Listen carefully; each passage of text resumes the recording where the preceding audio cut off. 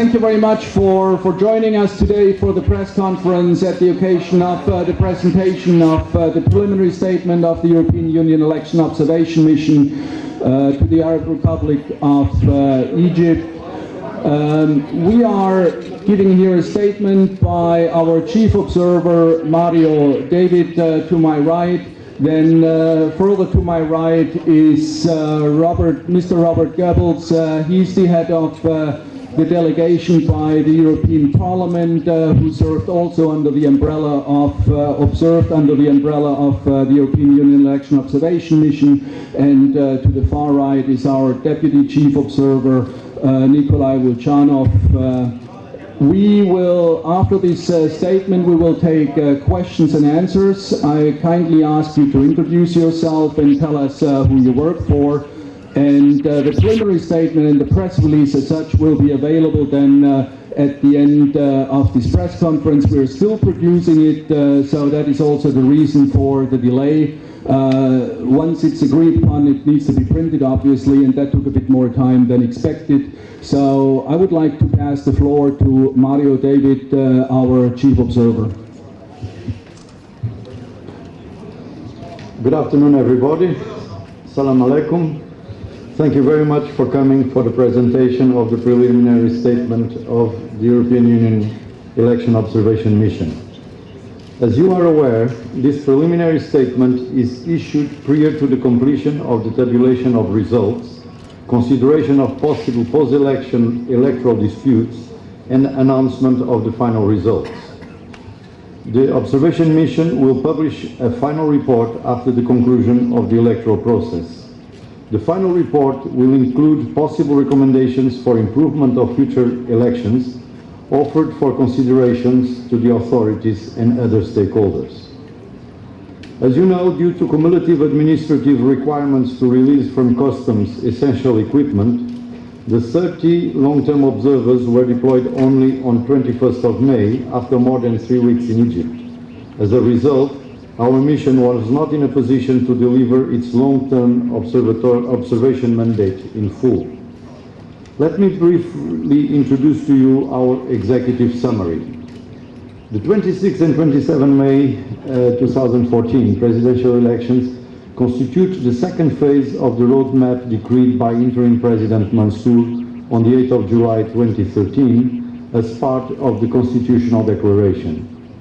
While broad support for the roadmap is enduring, based on the widely shared belief that stability should be a priority, opposition to the roadmap or to the environment in which it is implemented has resulted in the non-participation of some stakeholders.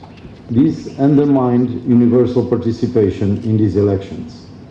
While the new constitution sets out a wide-ranging catalogue of fundamental rights, the respect for these rights falls short of these constitutional principles.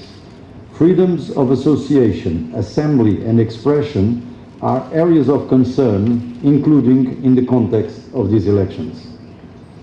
It is to be seen whether measures will be taken by the newly elected authorities to craft the legislation that will put the new constitution into legal practice. The PEL, as you know, the Presidential Electoral Law, does not provide for an appeal against administrative decisions taken by the PEC, the Presidential Election Committee, and the absence of the right of appeal appears to challenge Article 97 of the 2014 Constitution. With limited space for dissenting voices and activities of civil society organizations often restricted or harassed, scattered protests by diverse groups continue. Reports on the response of law enforcement authorities attest to the disproportionate use of force.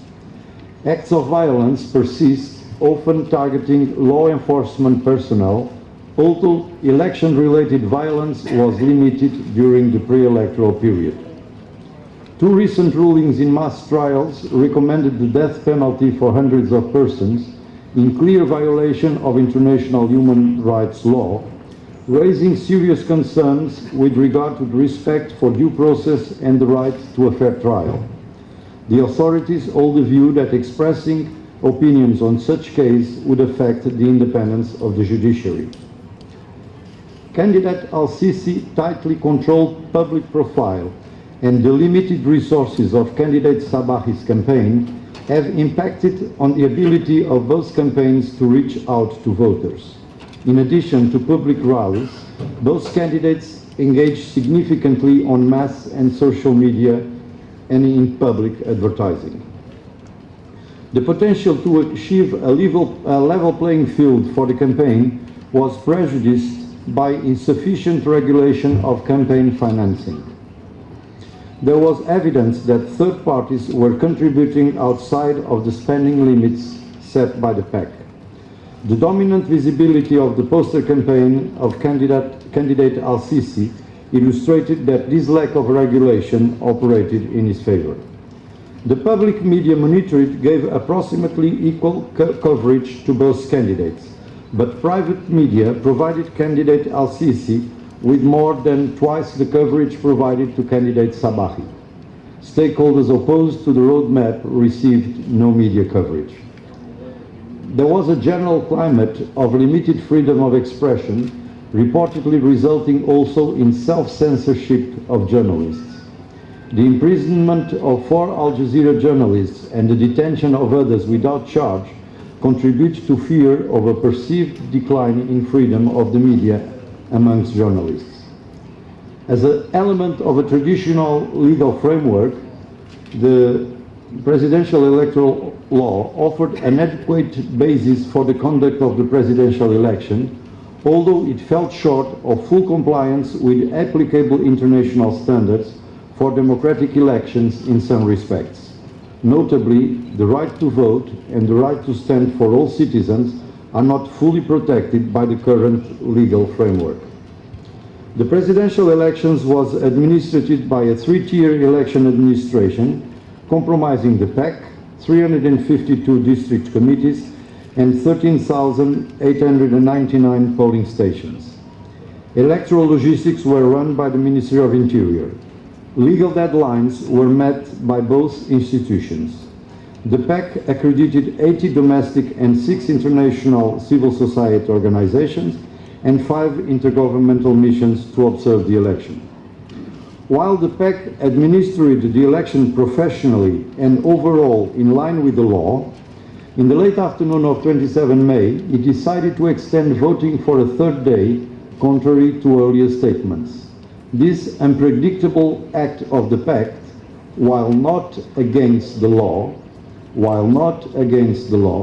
caused unnecessary uncertainty in the electoral process. Both candidates appealed against the extensions, and both appeals were expeditiously rejected, as you know. Women have been severely underrepresented in the public office, with just 1.8% of women in the last parliament and less than 1% female judges. An estimated 5 million women were not included in the voter list and effectively disenfranchised due to their lack of identification documents. The coverage of women was less than 2% in all the media monitored, thus ignoring approximately half of the electorate. Religious communities and ethnic minorities are underrepresented as well, with minimal redress in the Constitution for this imbalance. The drafting of the new law on parliamentary elections could provide an adequate opportunity to address this concern. Election days proceeded in a peaceful and calm manner across the governorates overall. Following 3 days of voting, the PAC informed the European Union Electoral Observation Mission that voter turnout was around 47.3% at the time of writing this preliminary report. The voting and counting process was orderly and well organized in most polling stations and district committees observed, with only minor procedural problems and a limited number of violations noted by our observers. To be more specific, and referring more in detail to the election days, our 150 observers were divided in 63 teams that operated in 26 governorates. In total, 143 observations were made during the opening of the polling stations for the 3 days of voting. Observed polling stations opened on time or with short delay, and our observer generally assessed the overall conduct of opening procedures as good or very good. Altogether, our missions made 1,389 observations during voting hours on all 3 election days. The overall conduct of the voting was generally assessed as good or very good, despite minor procedural infractions reported. Voters had a good or very good understanding of the voting procedures, and the polling station staff's performance was likewise good or very good. There was no tension or unrest in the vicinity of the observed polling stations. Candidate representatives for Al-Sisi and Sabahi were present in 70 and in 30% of the cases, respectively. Other international and civil society observers were present in 15% of the observed polling stations. Most polling stations closed on time or soon after. Closing was assessed positively in a large majority of the polling stations observed. The late decision to extending vote did not appear to affect the work of the polling stations. 39 observations of the counting procedures were made. The assessment in 29 of those was good or very good. Military and law enforcement personnel respected the PEC guidelines.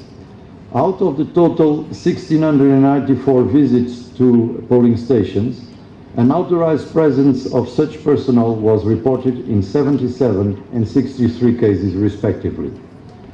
Observers note that polling stations were not accessible for voters with disabilities in more than a quarter of polling stations visited, although there was always a helping hand for these cases.